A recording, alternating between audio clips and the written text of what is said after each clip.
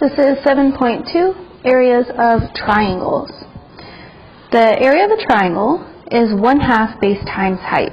We get that from taking the area of a rectangle or a parallelogram like we learned in 7.1, and I can split it into two triangles here, and so it's going to be half of that.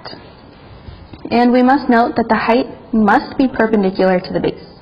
So the height cannot be on one of the slants, but it must be perpendicular, and we know it's perpendicular with the little box here to show it's a right angle. We're going to find the area of each triangle. So here I have one that has 3 and 6. So I have 1/2 base times height, which is 1/2 3 times 6. 3 times 6 is 18, and half of 18 is 9.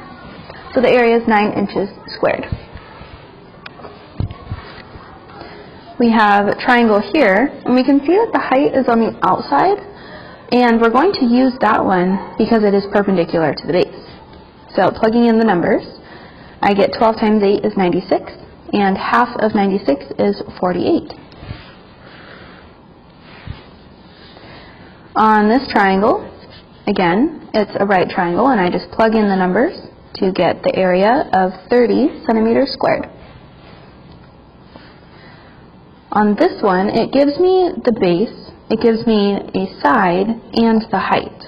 This side of 5 inches, the diagonal one, is not going to be used, and it's just extra information because it's not the base and it's not perpendicular to the base.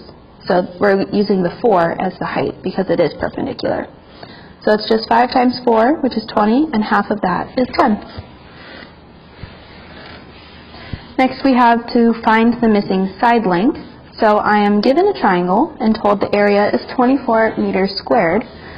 And so I plug in the information that I know, which is 24 equals 1/2 times 4 times height. I can do 1/2 times 4 to get 2 times the height, but now I need to solve for h. Right now h is being multiplied by 2, so I need to divide each side by 2 to get h by itself, and so 12 is the height. I can plug that back in to my original formula and get 4 times 12, which is 48, and then half of that is 24. So when I plug it back in, I know that it works. We're going to do a few more like that. So here I have 8 inches in the base, and the area is given is 32. So plugging in everything that I have, I'm going to have 32 equals 4b, divide each side by 4, and I get 8 inches is the base.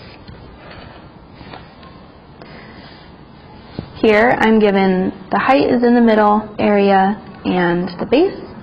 Plugging in everything I know, remember to simplify as much as you can and then do inverse operations to get the variable by itself. We have something called composite figures, and a composite figure is a figure made up of 2 or more figures, usually they're polygons.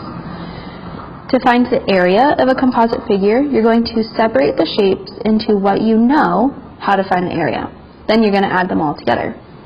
When you separate them into the areas that you know, we call this decomposition. We decompose the composite figure. So we're going to find the area here. So this area would be this top blue line, the little diagonal, down, and then up. So I split it into a rectangle and a triangle because I know how to find the area of those. So I'm going to take the area of, the whole thing is going to be the area of the rectangle plus the area of the triangle. So the area of the rectangle is base times height, so that's 20 by 40. The area of the triangle is 1/2 base times height. The base here is 10, that it tells me, and the height is 20. And then I add them all together to get the area of the whole figure, which will be 900 yards squared.